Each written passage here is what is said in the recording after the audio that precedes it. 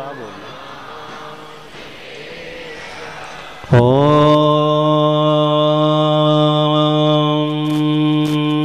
नमः सिद्धेभ्यः।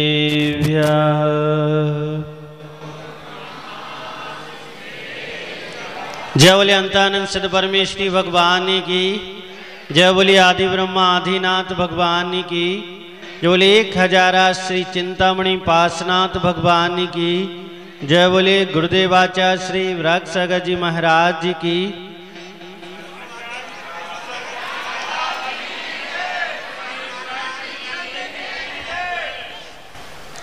भव्य आत्मा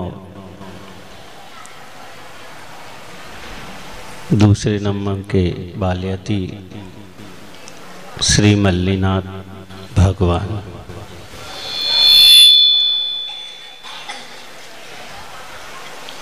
बाल्यती का अर्थ होता है जो स्त्री विषयक सुखों से दूर रहे। सामान्य भाषा में कहें तो जो गृहस्थिक दाम्पत्य जीवन में प्रवेश ना करे। बाल्यती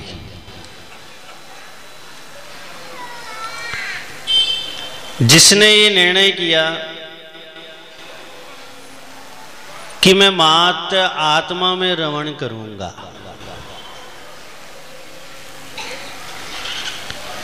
जिसने विचार किया कि मैं सिर्फ मुझ में ही रहना चाहता हूं, ऐसा जो व्यक्तित्व होता है वो बाल्यती व्यक्तित्व कहलाता है। आश्चर्य इस बात का है, कई कल्पकाल बीतने के बाद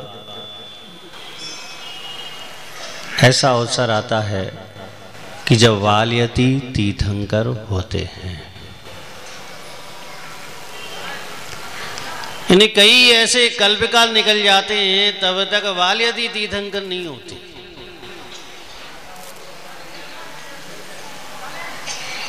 और ये हमारे पहले निकला हुआ काल जिसे हम चतुर्थ काल के नाम से जानते हैं। इस काल में यह आश्चर्य हुआ कि 1 नहीं 2 नहीं 5 बाल्यती हो गए।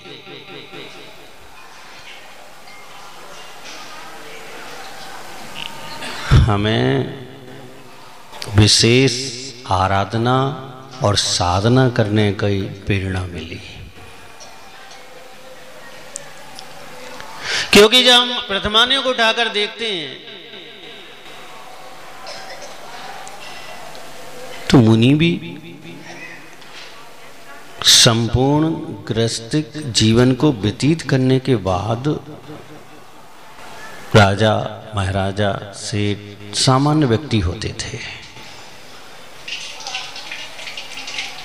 और वर्तमान युग में जितने भी उदाहरण हैं कहीं भी मुनिराज का भी बाल्यती का उदाहरण नहीं है।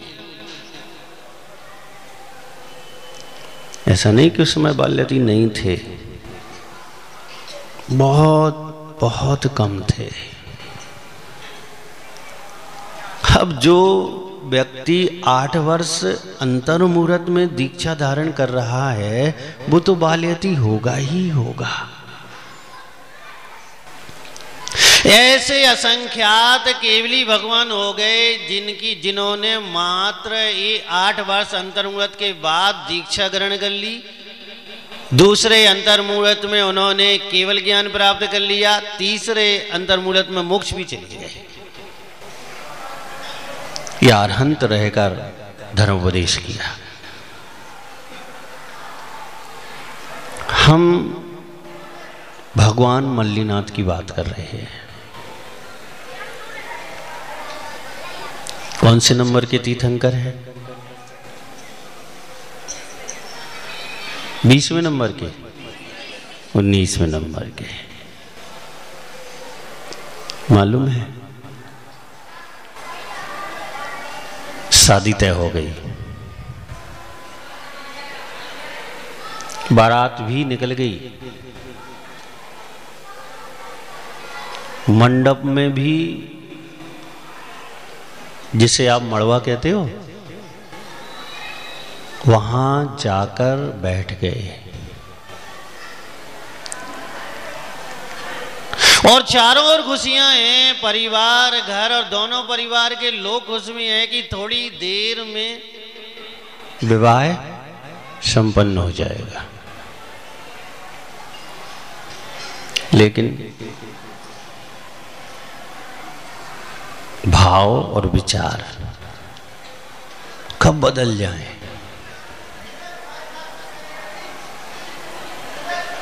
रविंद्र जी ध्यान रखना, कब वो बदल जाएं कोई ठिकाना नहीं है।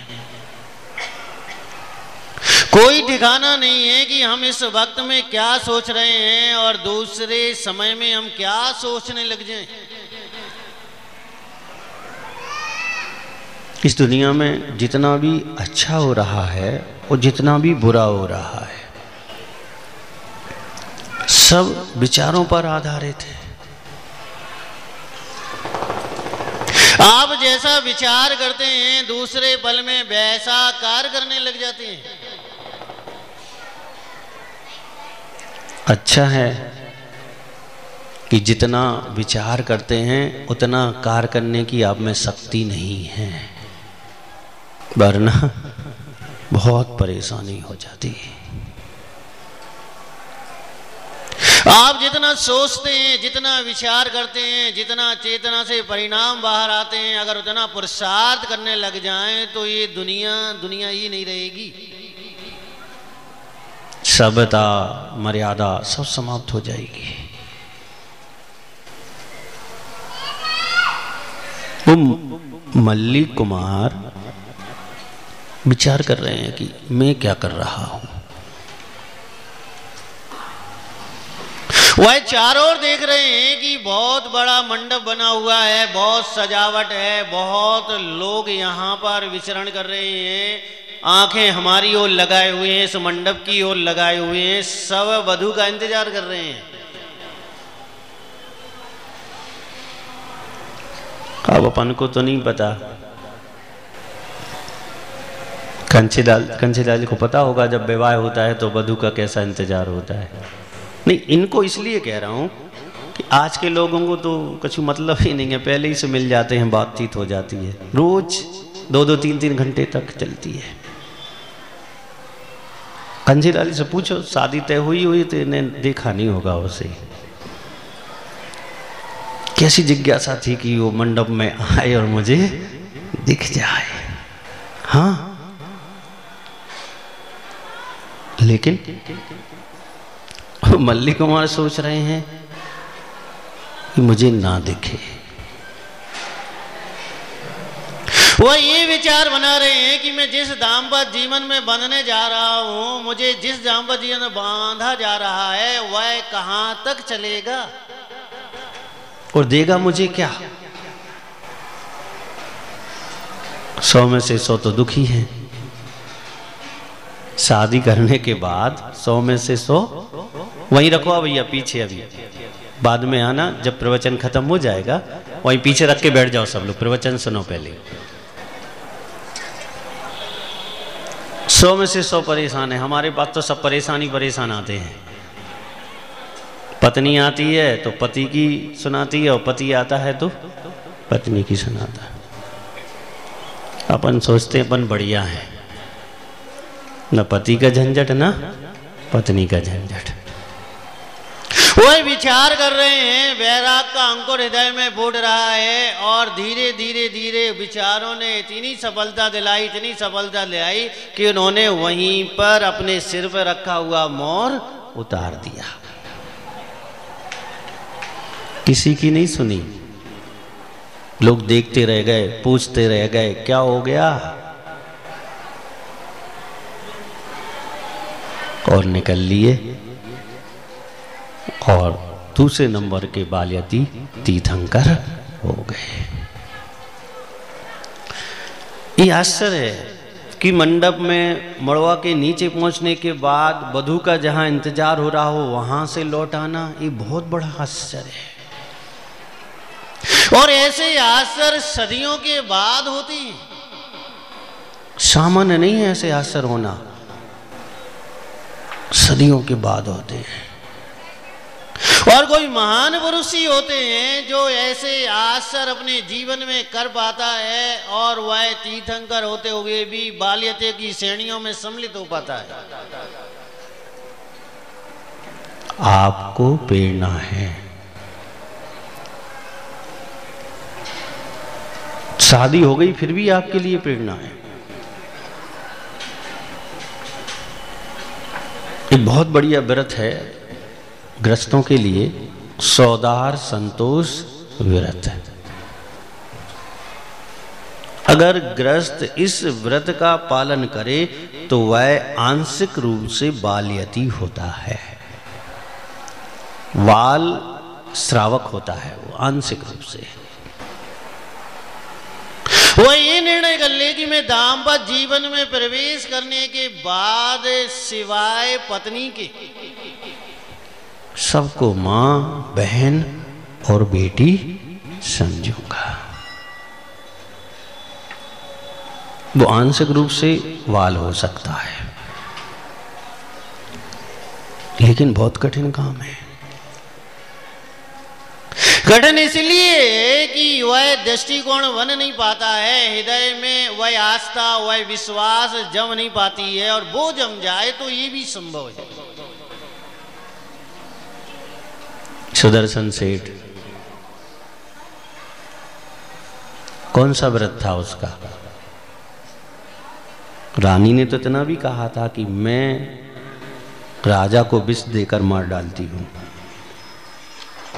बस तुम मेरे साथ विवाह कर लो।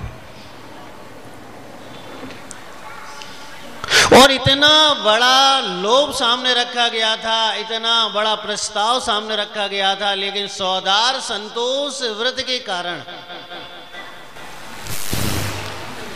उन्हें कह दिया मैं तो ब्रह्मचारी हूं। रानी को बड़ा असर हुआ, तेरा बच्चा है, तेरी पत्नी है, फिर भी तू ब्रह्मचारी है। हाँ, फिर भी ब्रह्मचारी है, क्योंकि संकल्प है, दृढ़ता है, उसके पास व्रत है कि मैं मात्र अपनी पत्नी के अलावा सबको मां, बहन और बेटी रूप में ही देखूंगा, सोचूंगा, समझूंगा।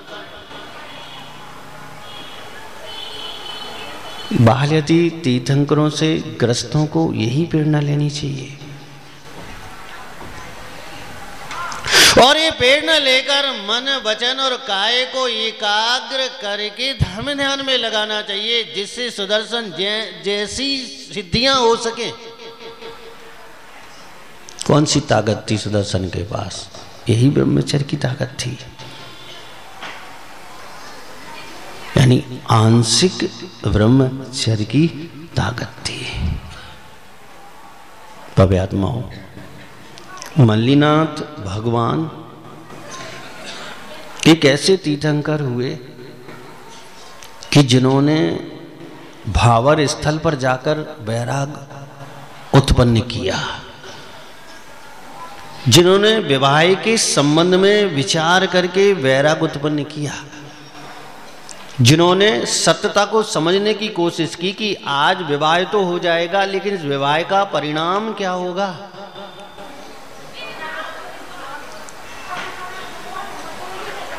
कितनी भावर पड़ती हैं? कक्का कितनी पड़ी थी? 8 तो नहीं पड़ी थी, 7। और कितनी गांठें बनती हैं? 7 के 1 गांठ बनती है, हैं? हाँ, गांठ 7 लगती हैं। अब अपन को नहीं पता भैया, 7 लगती हैं। नरक कितने होते भैया, ये तो और बताओ। क्या बात है। वो विवाह स्थल तय कर रहा है। क्या तय कर रहा है? कि अगर सौदार संतोष व्रत नहीं लगा रखा तो ये पहले से लेके 7 में रख के रास्ते खुले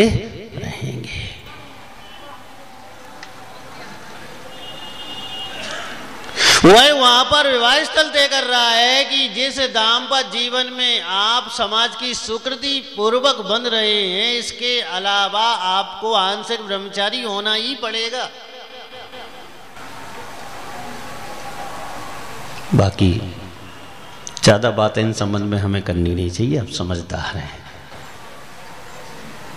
मल्लीनाथ भगवान ऐसे तीर्थंकर थे कि जिन्होंने दुनिया का सबसे बड़ा आश्चर्य प्रस्तुत किया। नेमिनाथ भगवान तो रास्ते ही से लौट गए, वो नहीं लौटे रास्ते से। वो तो स्वागत भी करा लिया, तोड़न भी तोड़ दिया, टीका भी करा लिया और हाथ में माला भी ले ली। अब विचार आ रहा है, और जहां पर सोच और विचार सच्चाई के साथ प्रकट होती है, आत्मा से निकलती है, वहां पर वैराग के अंकुर फूटते ही फूटते हैं। वैभव कछु नहीं बिगड़ो आवे, नहीं सोचना अपन तो बस प्रेरणा, दूसरा काम नहीं अपना, प्रेरणा है। कुछ भी नहीं बिगड़ा। जिनकी शादी हो गई उनका भी कुछ नहीं बिगड़ा अभी, और जिनकी नहीं हुई उनका भी कुछ नहीं बिगड़ा। जैन दर्शन तो बहुत खुला दर्शन है। वो तो कहता बस छोड़ दो, चलो वो तो इसको ही तैयार है कि घर में रहते रहते छोड़ दो। घर मत छोड़ो, लेकिन घर वाली को तो छोड़ दो, इतना ही तो कहता है। ग्रस्त ब्रह्मचारी भी होता है। और ये सारी बातें इसलिए कहता है क्योंकि आत्म कल्याण का मार्ग जो है, अध्यात्म की शुरुआत जो होती है, वह यहीं से होती है। सर्वाधिक संसार अगर खुलता है तो सांसारिक जीवन से ही खुलता है। इसलिए विचार करना, सोचना, और मल्लीनाथ भगवान को आदर्श बनाओ, और सोचना कि अगले भाव में, इस भाव में तो नहीं कर पाए, अगले भाव में मंडक तक पहुंच जाएं तो वहां से लौटे आए। विचार करना। एक व्यक्ति आए हमारे पास और बोले, महाराज 25वीं सालगिरह मना रहे। काहे की? शादी की 25। बहुत फैशन चल गया आजकल तो। अब वो क्या है कि अब कक्का है इनकी शादी में मुश्किल से 500-1000 रुपये खर्च हुए होंगे, 2000 हो गए होंगे, इतना ज्यादा लिम्बड़दार होंगे तो, और कहा इससे ज्यादा नहीं। अब 25वीं मनाना है तो कम से कम 2, 5, 10, 20 लाख तो खर्च होना ही चाहिए। अब छोड़ने का समय है। पुनः वरमाला डर रही है, पुनः नाटक हो रहा है, वो भावर पड़ने का पुनः नाटक हो रहा है। यानी शुद्ध 7वें नरक तक पहुंचने की तैयारी है, शुद्ध है। यानी ऐसी तैयारी कर रहे, जिस उम्र में दूरी बढ़ाना चाहिए उस उम्र में संसार को हम निकटता दिखा रहे हैं। अगर गृहस्थिक जीवन से भी देखें तो वानप्रस्थ शुरू हो गया है 25 साल बाद विवाह के तो, लेकिन फिर भी अज्ञानता का प्रभाव, कुसंस्कारों का प्रभाव, आधुनिकता का प्रभाव, भौतिकता हावी हो गई। होगा क्या है? होना तो यही है। लेकिन आज प्रेरणा लेना मल्लीनाथ भगवान से कि वास्तविकता में हमें क्या होना चाहिए, हमें अध्यात्म की ओर बढ़ने के लिए मुख्य भूमिका कहां से तैयार करनी चाहिए, ये आपके लिए इन 5 बालयतियों से आपको शिक्षा लेनी चाहिए। बस इतना ही बहुत है, इससे ज्यादा तो फिर ठीक नहीं लग रहा है। 10 मिनट अपन शंका समाधान करेंगे। बहन जी बैठ जाओ, कक्का के पास बैठ जाओ तुम तो। जिसको प्रश्न पूछना है वो प्रश्न पूछ सकता। पंडित जी कुछ भी पूछ सकते, आप जो आता है तुम्हें, डरना मत, हमारे पास सबके उत्तर है। जिस किसी को पूछना हो अपना हाथ खड़ा करे, मैं वहां आपके पास पहुंचूंगा। कोई को शंका हो अपना हाथ खड़ा करिएगा, मैं आपके पास पहुंचूंगा।